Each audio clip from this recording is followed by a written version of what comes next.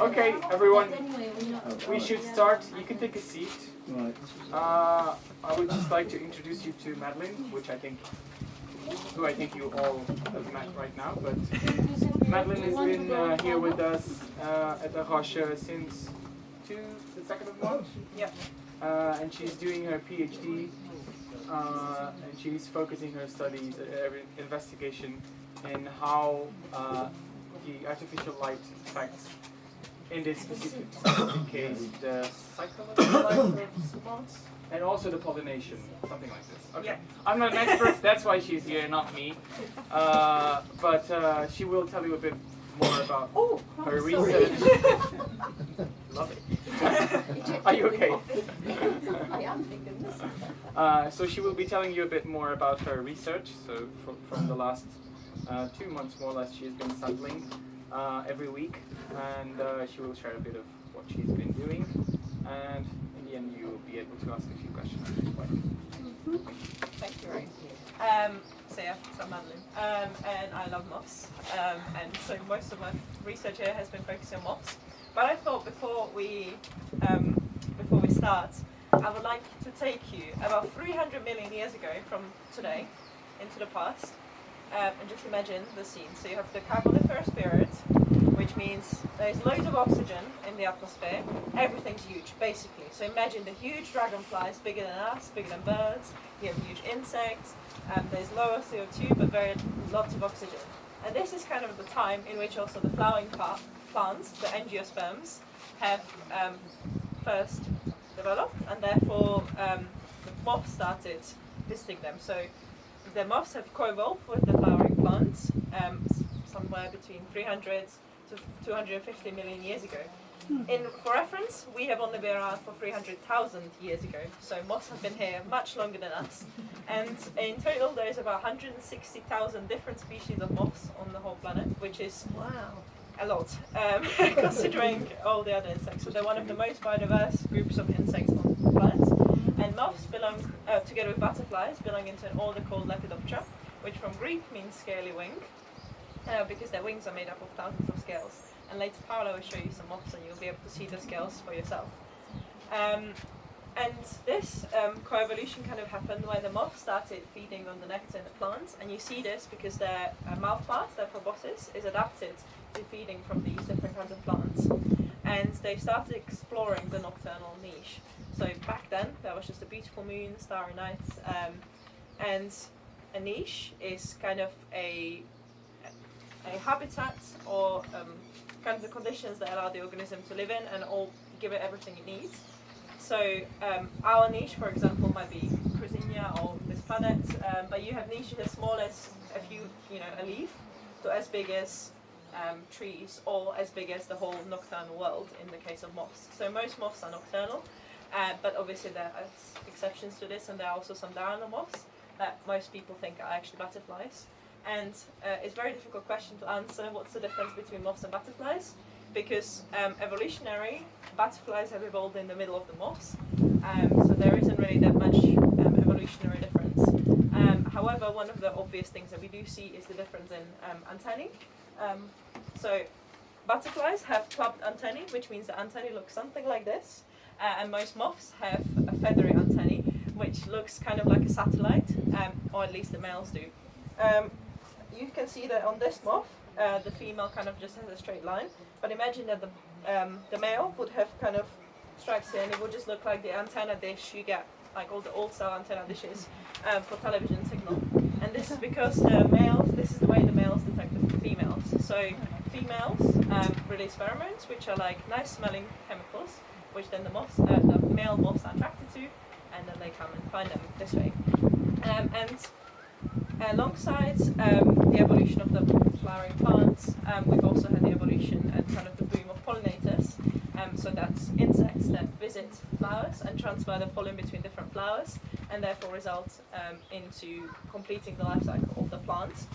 And as such, they are called ecosystem service providers. So ecosystem services are defined as anything that has benefit for us humans. So it's things like pollination, it's things like decomposition of leaf litter, and anything in between. And moths are very important pollinators. And from Paula's research, we know that over 70% of the moths in Portugal carry pollen, which is a large, very significant number. And as well as moths carrying pollen, we've seen this evolution between moths and bats. And it's called the evolutionary arms race, in which one gets better at avoiding one, and then the other one gets better at catching the first. So when moths get better at avoiding bats, then the bats get better at detecting the moths, and then vice versa. And this kind of arms race has been happening for millions of years. And there is very interesting strategies of how the moths avoid the bats and how then the bats detect the moths. And it's mostly done through echolocation, which is basically when the bats echolocate sounds that then bounce off objects, anything from trees to the moths, and therefore it allows them to know where the objects are located in their environment. And it's very useful, especially in dark habitats where you can't see the obstacles as well.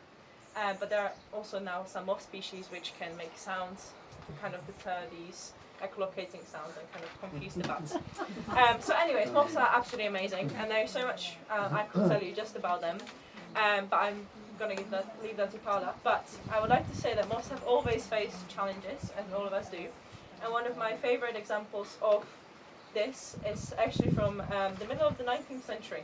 So in Manchester, in the UK, in 1848, the first peppered moth was found. Peppered moths are moths about this size. They're white with black spots, but by 1895, 95% of the moths were black, because with the industrial evolution, everything was covered in the smog, meaning the trees were covered in smog. And obviously these moths are trying to camouflage on lichen, but you couldn't see any of the lichen on the trees anymore. So the moths adapted very quickly to be black, basically, and therefore, not to be, so they can't be detected as easily. Now, actually, it's super rare to find a black form, because after the end of the Industrial Revolution, we've seen the return of the white morph of this moth. I have actually seen both at the same time, like in one moth trap, so they are still around, just not in the numbers that they were before. And it's one of the great examples of just how fast their life cycle is, and therefore how fast the evolution happens. Because in the space of 40 years, you have complete change in the colour of these moths. However, nowadays, one of the biggest challenges, alongside things like habitat change, climate change, and everything that comes with that, there's this huge challenge called ALAN. You will hear me talk about ALAN a lot. ALAN is not a person. ALAN stands for Artificial Light at Night, so it's an abbreviation, and it basically describes light pollution. This term was first coined in 2002, so actually not that long ago, but since has seen a lot of traction in the media and all the research focusing on it. And nowadays, 80% of the world's population experiences light polluted skies, and in North America and Europe is 99% of the population experiences some form of light pollution. And so since 1990s and early 2000s, we've seen many studies coming through with the negative effects of light pollution on, well, basically everything. From the effect on human circadian rhythms, so basically disruption to your sleep patterns, on effects on mating behavior in fireflies, where the fireflies basically can't find each other because of the light, because each firefly species has its own flashing pattern, if you wish, and that's how they find another one of their own species. But with all the light in the environment, they haven't been able to do this. You have effects on, for example, spiders, which actually kind of some benefit from the light because they exploit moths being attracted to their spider webs, and therefore they eat them, but some have been declining. You have seen huge effects on bird migration, where basically instead of navigating in a clear sky, they fly into obstacles such as skyscrapers or other huge anthropogenic obstacles and basically die.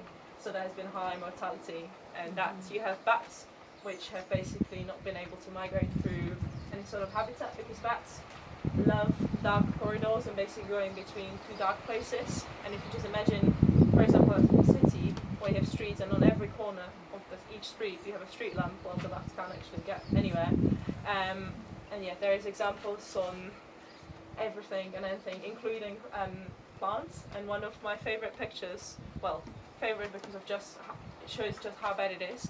It's a picture of a tree in London where half of the tree is exposed to light, the other half isn't exposed to light, and the half that is exposed to light still has leaves, green leaves, whilst the other is completely gone during the autumn. So you can just see that even within one tree you have this confusion of actually what time of year is it, because of, there's light. Because light in nature serves as a very important cue for all sorts of activity, from knowing when to emerge in the morning and when it's safe, to knowing that your pupation's finished because of the length of the night and length of the day, and everything in between. So we've seen that light pollution is basically largely negative, and this has also kind of coincided with the increase in technology. So in the past you had like gas lamps and then high pressure sodium lamps, so kind of the orange all-star lamps, but then the technology got cheaper, and we've developed mostly LEDs, and they have just been rising, and there's just millions and millions of lights. No one has quantified how many lights there are, or how many street lights there are, even in Europe, because it's very difficult to know, because people can install their own lights and things like that. However, as bad as all the lights are, LEDs actually have this amazing ability that we can modify them, because the technology allows us to change the properties of the light. So now I'm going to attempt to explain this to you. It took me about 3 years of studies to fully understand how all these things work. So hopefully I can explain it in 5 minutes, because that's the same. But with lighting technology, we have something called CCT. You might have seen it. If you've ever bought a light bulb, it will say something like 2500 Kelvin, or it will say like warm white, it will say white, blue white, and these kind of colors. And this is the spectrum of the light temperature, and it's measured in Kelvin degrees. So 5000 Kelvin means that the light is very blue, the kind of bright blue, to us they look very white. The very white LED lights you get, for example, in headlights of cars, or in offices and things like that. And the lower the Kelvin temperature, so say about 2000 Kelvin, the lights are more orange, more red. And it's kind of the way we measure just the color of the light. And this is important to understand, because unlike us, insects see very differently. So most insects are actually sensitive to the UV part of the visual spectrum. So if you imagine a graph which starts in UV and then goes through the visual spectrum that we can see as humans, from around 400 to 600 nanometers. So basically going through the colors of the rainbow. So you start with your blues, your greens, then you move to your yellows, your oranges, your reds, whatever. But before that you have the UV spectrum, which we humans cannot see. However, most insects can. And the reason they can is because obviously you have a lot of UV in the sky, and it allows them to, for example, find where the pollen and where the nectar is on a plant.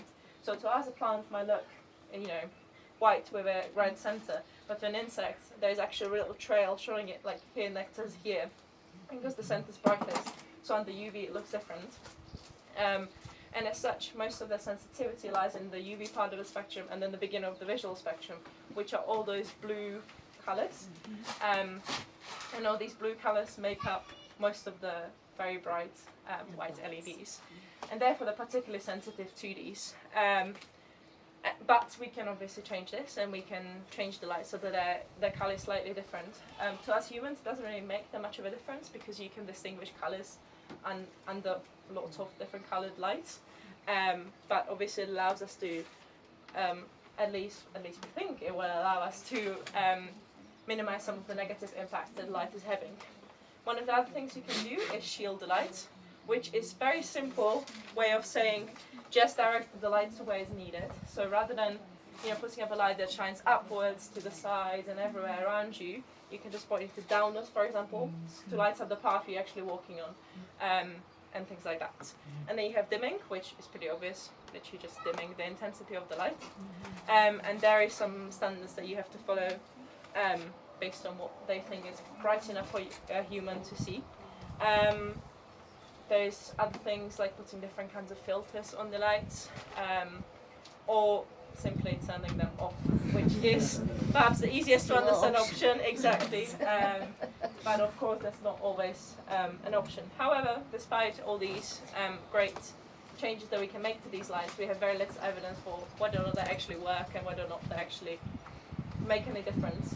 They obviously make difference in terms of economy, so obviously if you dim your lights or if you change how much energy you're using, obviously you're going to make some energy savings and therefore money savings, but we don't really know if that actually any net benefits for biodiversity.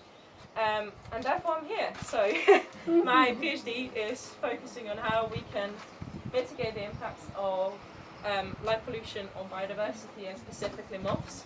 And I'm hoping to focus on looking at the impacts across the whole life cycle. So not just the adults, but also the larvae and kind of hopefully everything in between. So what do? I get up in the middle of the night and I run around with a net. As glamorous as it sounds, that's basically what I do. So I catch all my moths by this. And I have 4 different, what we call in science treatments, which are basically different modifications that I'm testing as to whether or not they work. So one of the things we have, at least in the UK, is that councils turn off the lights at a certain time because basically no one is around to watch with the lights. And conventionally this is at midnight, and it's like, cut off at midnight. However, obviously we all know this, that in the summer it's lighter much later, whereas in the winter it might be dark at 4 p.m. And therefore we were really interested to see if, rather than looking at just the conventional turning off at midnight, whether or not we could also look at something more ecological relevant. So one of my other treatments is turning lights off 3 hours after sunset, which is basically the kind of the period actually in which most insects are active. And then one of my treatments is dimming, where I basically dim the light to the minimal standard, which if you care is around 5 lux. I know this doesn't really mean much, but it's basically the brightness of the light at which you can still see everything, you can distinguish colours, shapes, navigate absolutely fine, but yeah, obviously the light is much darker or much less intense. And then one of my treatments is what we call the full night treatment, which is basically bright light all night long, i.e. what your normal street lights are, and then a dark treatment where there is no light, so that we can make comparisons between not only bright, like light on and light off, but also kind of anything in between. And then I sample 3 times through the night, because we're interested to see if after the lights have turned off, if the population recovers or changes, or kind of what happens. Which means I walk around in the middle of the night with a net and a head torch, and I catch moths and I put them in these collection pots, which are large enough so that the insect doesn't, struggle in them. There's enough and everything. And then I bring them back here and I identify them. Most of the time to species, but sometimes it's not possible, especially with the really, really tiny moths that are all just look very, very similar. And with some of them you would need to dissect their genitalia, which is how we often look at insect species. It doesn't sound as glamorous, you literally just remove the genitalia under the microscope and look at it. So we don't do that. So that in those cases we just kind of aggregate the species to a family level, for example, or to a genus if we can't get it any further. And then when I get back to the UK, I will extract the pollen from these moths.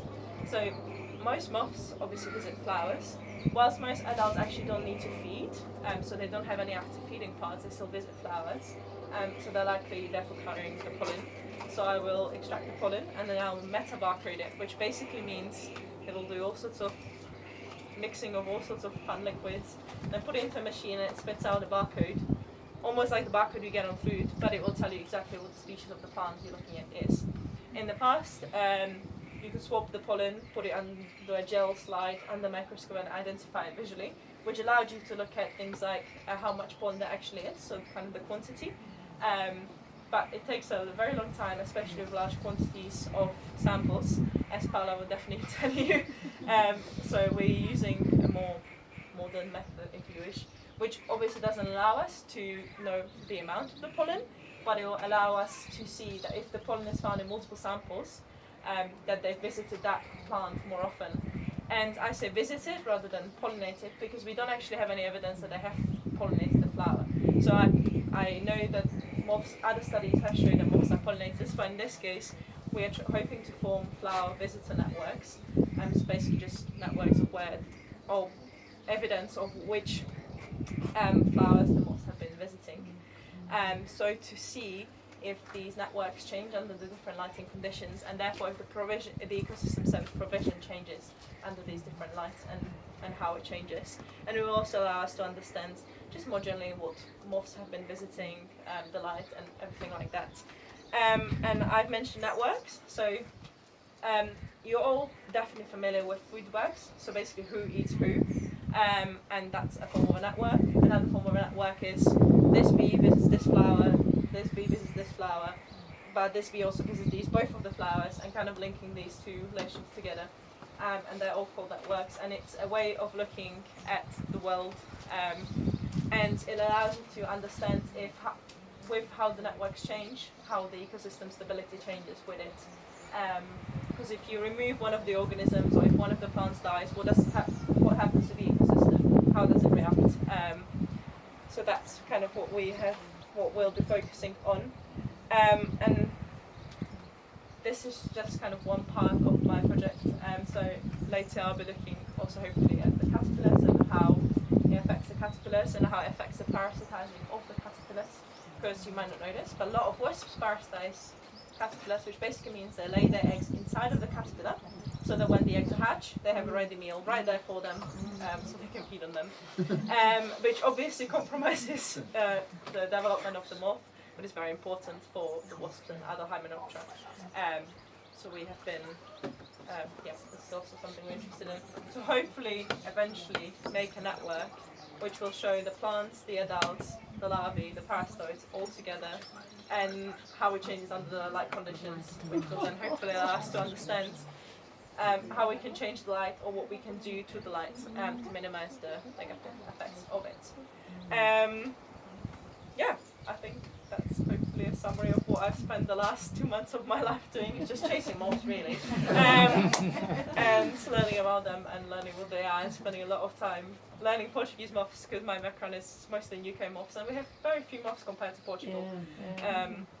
And we also have all common names for moths, so they're all like English names, which don't often make sense, like confused or uncertain or brown tip or chocolate tip. Like they don't really make sense, but slightly easier to remember than Latin names.